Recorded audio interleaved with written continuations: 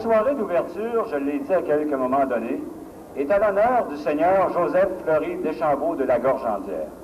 Seigneur, nous vous invitons à venir nous instruire sur les débuts de l'histoire de Saint-Joseph et le rôle aussi que vous y avez exercé à ce titre de Seigneur. Accueillons donc ensemble le Seigneur de la Gorgendière que j'invite.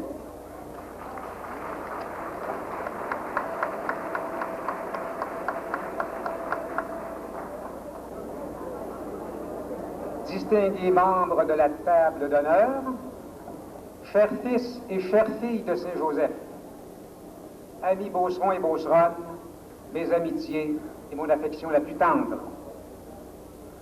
En ce moment historique qui marquera la célébration de notre 250e anniversaire de Saint-Joseph, je dois vous avouer que j'ai peine vraiment à contenir toute mon émotion, ma joie et mon enthousiasme en me retrouvant parmi vous, illustres descendants de ces pionniers valeureux, de cette race de bâtisseurs qui nous ont donné un coin de pays bien à nous, unique au Québec.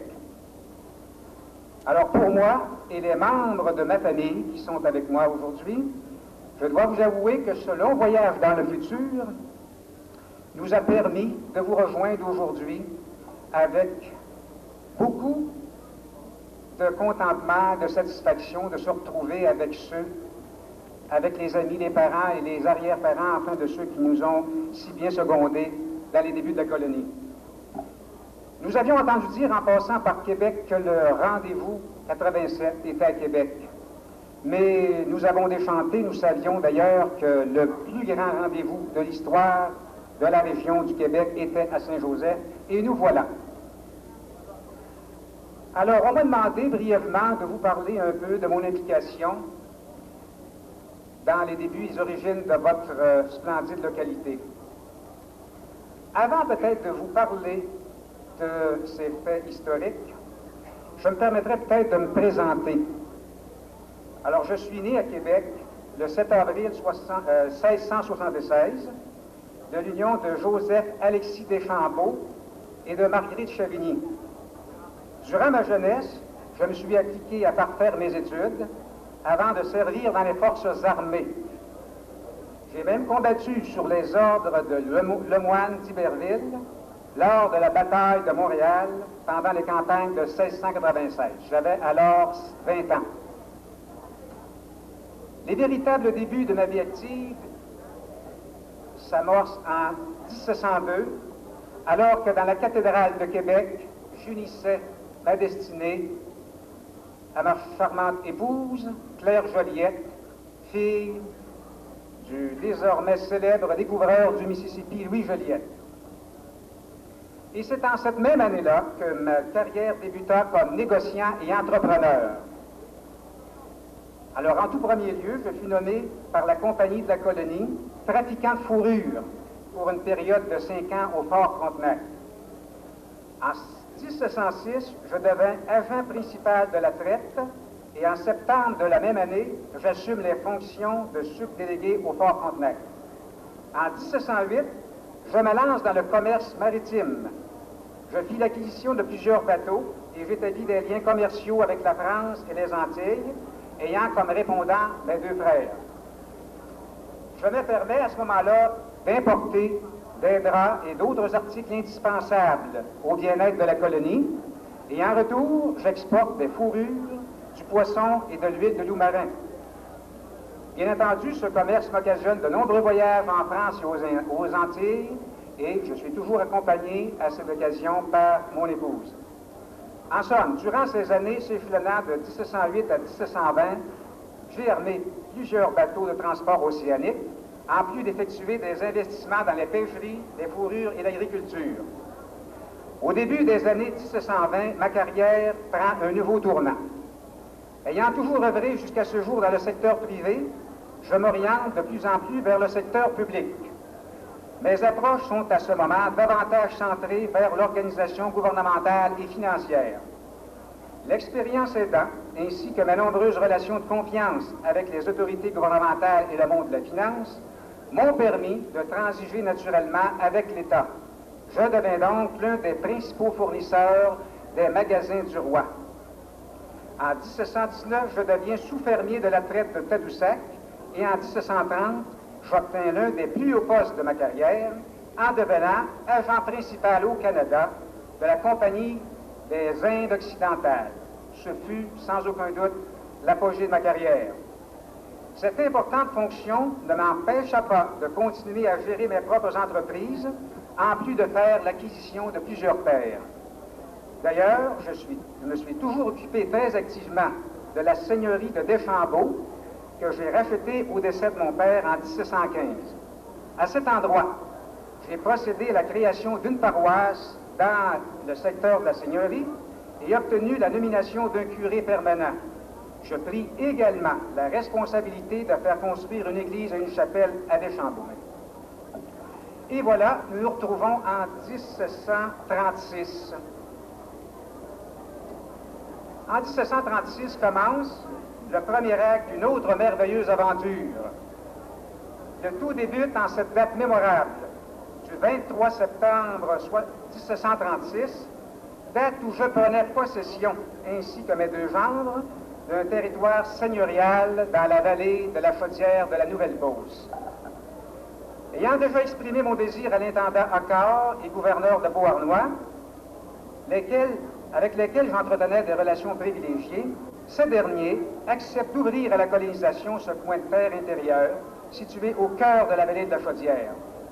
L'occasion était propice, puisque ces gouvernants souhaitaient déjà occuper ces terres afin d'empêcher les Anglais de prétendre que l'Acadie se rendait jusqu'aux limites de Lévis et réclamait ainsi comme étant leur tout le territoire de la Chaudière et de l'Etchemin. Ainsi, 3 concessions furent donc accordées par ces gouvernants, ces terres étant situées dans le territoire baigné de chaque côté par la rivière Chaudière. Et comme vous le savez, j'obtins une concession et les 2 autres allèrent à mes gendres, François-Pierre Rigaud de Baudreuil et Thomas-Jacques Tachereau, qui sont ici avec nous. En passant, vous avez su que sans doute qu'il y a eu un échange de seigneurie entre moi et mon gendre François-Pierre peu après la concession. Certains malins vous diront probablement que les plus belles terres étaient à Saint-Joseph et que le beau-père a peut-être eu quelques longueurs d'avance. Alors, si on parlait un peu de mon rôle dans le développement de ma seigneurie, comme je l'avais fait à Deschambault, je me suis lancé corps et âme dans l'aménagement de ma seigneurie à Saint-Joseph, en y investissant capital et énergie. Dès décembre 1737, je me retrouve à Saint-Joseph avec l'arpenteur du roi, Noël Beaupré, pour mesurer les terres de mon domaine, ainsi que celles de 9 futurs colons voisins.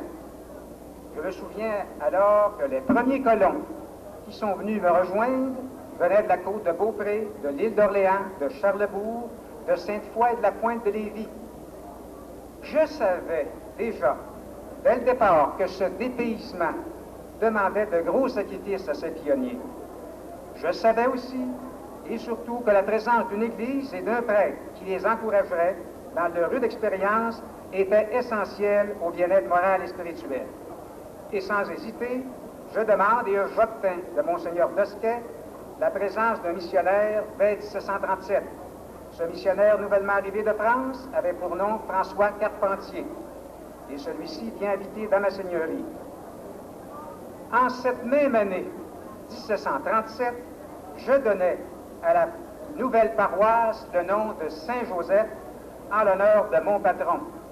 Ce fut les premiers souffles de vie de cette paroisse nouvellement fondée, Saint-Joseph de la Nouvelle-Beauce.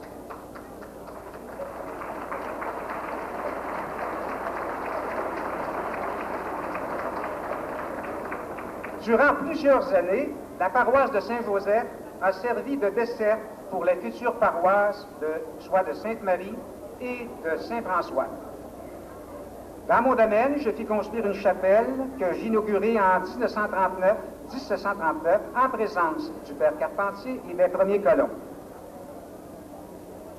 Et pour satisfaire votre curiosité, je vous dirai que cette chapelle fut construite sur la rive ouest de la rivière, sur un emplacement appartenant aujourd'hui à un honorable citoyen de votre paroisse ayant pour nom Alphonse-Marie Tardy. Afin d'accélérer le développement de nos seigneuries et de se donner le plus de facilité possible, mes deux gendres et moi avons convenu de faire construire un moulin assis. Ceci nous a donc permis de nous donner les moyens de construire plus rapidement et à meilleur marché les bâtiments du domaine et les bâtiments de tous les autres habitants. À la même époque, je fis construire un moulin à farine, une ressource indispensable à l'exploitation de l'agriculture. Ce moulin à eau a été érigé au pied de la dernière chute de cette petite rivière sauvage, mais combien charmante, la rivière des Fermes, qui encore vous cache sûrement beaucoup de mystères et beaucoup de légendes. D'ailleurs, je me propose d'aller faire un tour pour voir que ça a de l'air. Ça fait longtemps que je ne suis pas allé, mais prochainement, j'irai bien. Alors, tout ce que je souhaite, enfin, que ce secteur-là, enfin, continue à se développer. J'ai ouï dire qu'on avait donné un élan nouveau à ce centre, à cet arrondissement touristique et historique. Je l'espère que ça continuera, puisque c'est là que fut le véritable berceau de la Beauce. Alors, je dois vous dire et vous avouer que j'ai pris beaucoup de peine à m'occuper de la bonne condition sociale et familiale de mes colons. Ils ont toujours su compter sur ma compréhension et mon assistance en toute situation. J'ai partagé avec eux joie et peine. Rien ne m'a fait plus plaisir que d'assister au premier baptême en 1738 du premier héritier de la seigneurie et d'être le premier parrain. Alors, pendant tout ce temps, je me suis occupé à pourvoir à l'organisation civile et religieuse de la seigneurie, et j'ai dû m'occuper également à l'occasion de pallier à l'absence momentanée de mes deux gens. Alors, je voudrais terminer en vous disant que tous les moyens ont été pris enfin pour faire une réussite enfin de cette seigneurie. J'ai eu avec moi des hommes d'expérience, des hommes enfin à qui j'ai fait confiance et qui m'ont permis enfin de développer rapidement cette seigneurie. Et c'est dire enfin que dès le départ, 2 ans plus tard, il y avait ici dans la Nouvelle-Beauce 262 personnes pour 25 familles, c'est-à-dire que nous avions une moyenne de 11 enfants par famille. Alors, la grande majorité venait de Saint-Joseph. En 1762, soit 26 ans plus tard, la seigneurie La Gorgendière comptait déjà 436 habitants et celle de Sainte-Marie, 294. Alors, voici un bref aperçu des événements principaux qui ont marqué la naissance de votre localité et de votre région vraiment extraordinaire. Ce fut sans contredit le premier miracle de la Beauce. Le deuxième, vous l'avez réalisé, à ce que je sache, il y a une vingtaine d'années ici, avec votre développement industriel. Et je faisais un parallèle avec ce que j'ai vécu moi-même il y a 250 ans et ce que vous avez vécu. Et je pense qu'on se retrouve intégralement au niveau des techniques et des moyens de développement. Alors, je voudrais terminer ici en vous disant que la Beauce, cette année, vit des heures vraiment palpitantes, des heures historiques. C'est le seul endroit au pays où une région intérieure a été colonisée sous le régime français. Et Saint-Joseph et la Beauce est la 4e au Québec des lieux, à suite de Québec, de Ville-Marie et de Trois-Rivières, à s'être développés sous le régime français. Alors, c'est quand même un point que vous devez noter et souligner enfin avec fierté.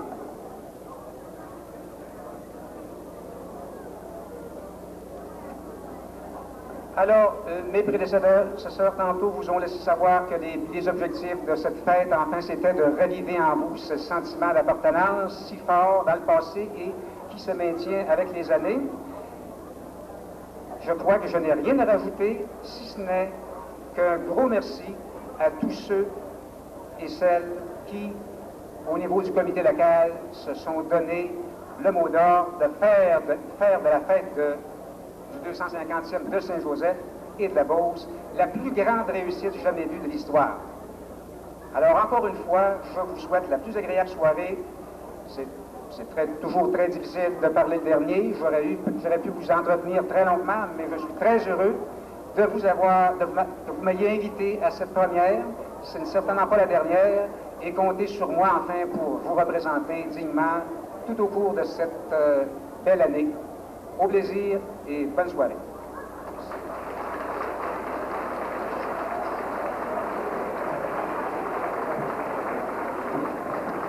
Alors, merci à notre Seigneur de la Gorge-Andière pour cette belle histoire du passé qu'il vient de nous transmettre.